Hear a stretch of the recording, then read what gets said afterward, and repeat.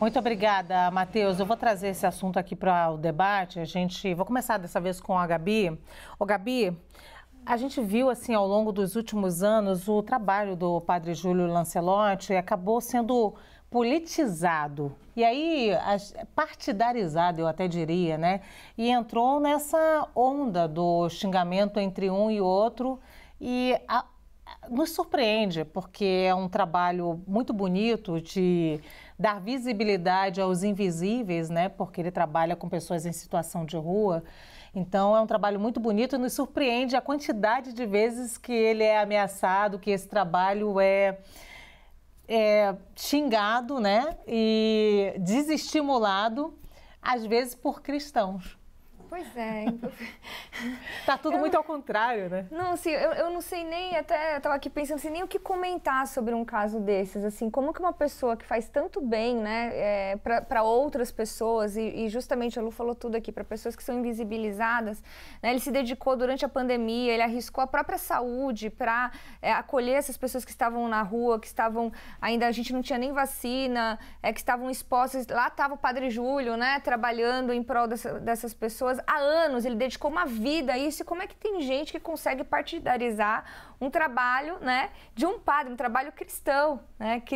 É tudo que Cristo pregou, né? Para quem é cristão aqui, eu sei que nem todos os telespectadores são cristãos, mas, né, aqui na condição de cristã e de católica, eu posso dizer, tudo que Cristo pregou foi justamente você dar a mão, né? Ser humilde, dar a mão aos pobres, ajudar os próximos, ser solidário, ter empatia, se colocar, né, no lugar do outro. E tudo isso é o trabalho que vem sendo feito pelo Padre Júlio. Eu não sei, Lu, eu não sei explicar por que tanto ódio, não consigo aqui, não sei se...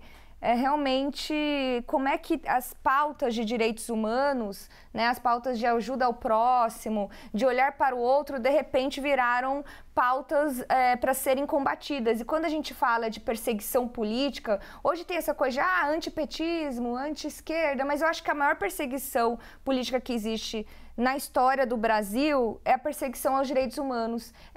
Esse desconhecimento do que são os direitos humanos, né? Direitos humanos são direitos de todos nós, direito à liberdade, direito à igualdade, direito à moradia, né? Direito ao trabalho, direito ao lazer. Todos nós temos direito, né, a ter direitos humanos. Então, se eu vou combater os direitos humanos, eu também não posso gozar deles. Eu também não vou poder ter liberdade. Então, eu fico indignada. A gente precisa, talvez, seja uma questão de educação. A gente precisa começar da base, pensar em ensinar direitos humanos nas escolas, para acabar com essa loucura, né? Eu não sei, realmente. Estou aqui divagando, assim, porque eu estou indignada. Clever, como é que nós chegamos até aqui? Vamos lá. Direitos humanos. Os direitos humanos, eles estão no grau superior ao direito constitucional. O direito humano, ele transcende a Constituição. Ele transcende os interesses de um determinado país. É um direito que está sobre a Constituição. Então, é bom que nós digamos o seguinte: os direitos humanos, equiparados aos direitos naturais, são os direitos inerentes à condição de ser natural, de ser humano. Aliás, todo direito é destinado ao ser humano, mas esse direito, ele protege a comunidade de maneira generalizada naquilo que é mais sagrado: vida, liberdade, igualdade, intimidade, direito de ir e vir, liberdade de expressão. Isso é o direito humano sagrado.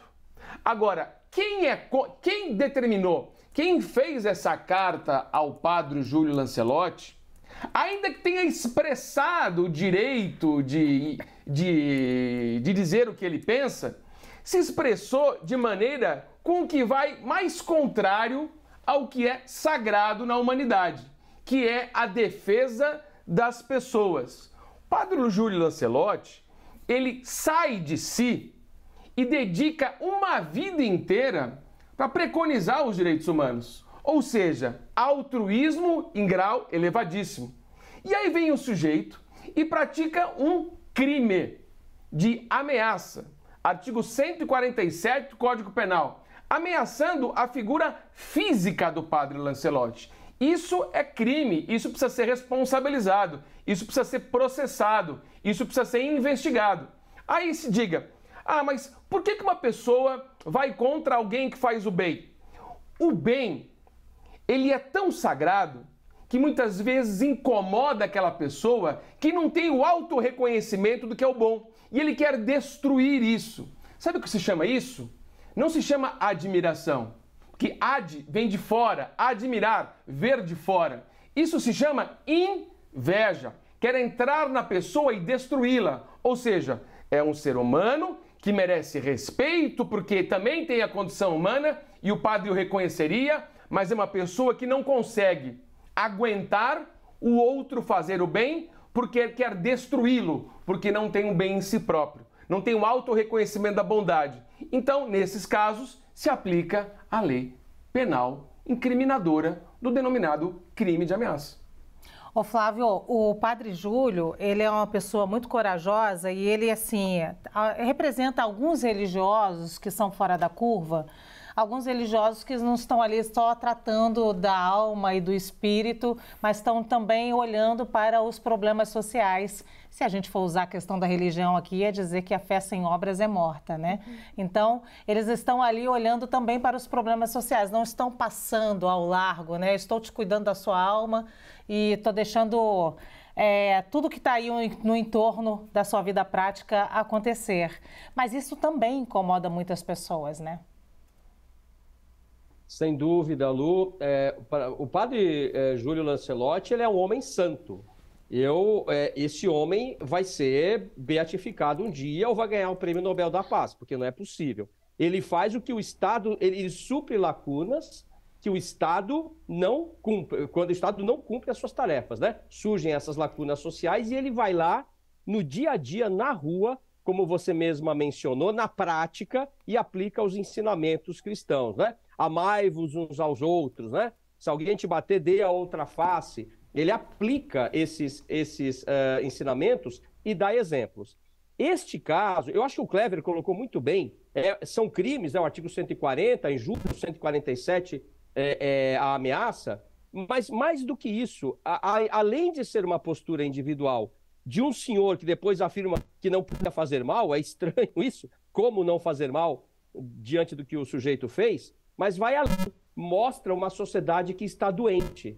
Dia desses eu escutei um áudio de uma convocação para um abaixo-assinado contra o Padre Júlio, e a pessoa xingava o Padre Júlio, e no final dizia assim, fiquem com Deus. É algo assim doentio, contraditório, né? Então, esse áudio me chegou por conta da Comissão de Direitos Humanos da OAB, onde eu atuo. Então, nós temos aqui uma pessoa que é alvo de setores sociais reacionários, que não querem, que não enxergam essas pessoas vulneráveis como seres humanos, e essa desumanização, ela está prevalecendo no Brasil e em outros países também, né? É um fenômeno atual. Então, isso tem que ser investigado, até porque nós não sabemos se ele agiu sozinho. Alexis, e só para lembrar também, o Padre Júlio ainda é um pouco mais velho que esse senhor aí. Já que a gente está tratando de senhor que tem 72 anos, Padre Júlio já vai fazer 75 anos. Vai, Alexis.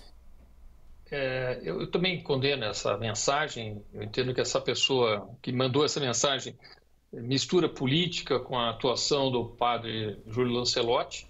Acho que tem uma coisa importante que o Padre Júlio Lancelotti fez, que essa arquitetura hostil que as cidades estavam fazendo embaixo dos viadutos, grades, pedras, tal, para evitar a presença dos moradores de rua. Agora, eu acho que é muito importante, eu vejo a missão dele, mas é muito importante que a gente dê soluções para esses moradores de rua, né? Eu não acho que é só uma questão de afagar e tentar trazer a palavra de Deus para esses moradores de rua, mas nós temos que começar também a dar uma solução, porque as cidades estão ficando cada vez mais cheias de pessoas, moradores de rua, debaixo de viadutos, em lugares que, inclusive, deixam o ambiente extremamente difícil, hostil, misturando também com a questão do problema da Cracolândia e tudo mais. Eu acho que o poder público, junto com o padre, podem começar a dar soluções. Essa questão de não poder remover os cidadãos de rua e tratar eles de forma vulneráveis e que e que precisam daquele espaço, eu acho que isso não é solução para os grandes centros brasileiros, como a gente viu essas soluções dadas em outros países do mundo. Então, eu acho assim, tem um lado humano, mas o humano que tem que melhorar de condição, porque falar que eles podem morar dentro de barracas de formas precárias é um direito deles, nós temos que lembrar o direito dos outros de ir e vir e também não ter aquele ambiente degradado. Eu vejo necessidade das soluções para isso, mas não é simplesmente afagar e dizer não toquem nessas pessoas, deixem eles como estão. Isso eu acho que está bem mal resolvido. Muito bem, o que o Alexis trouxe aqui é o que o padre Júlio Lancelotti visibilizou, foi o que ele chama bastante nas redes dele de aporofobia, que é a aversão ao pobre, quando você coloca ali grades e vários obstáculos para que as pessoas não tenham nem onde deitar, já que elas não têm, estão em situação de rua, não possam chegar perto da sua casa, do seu comércio e nem ficar na rua.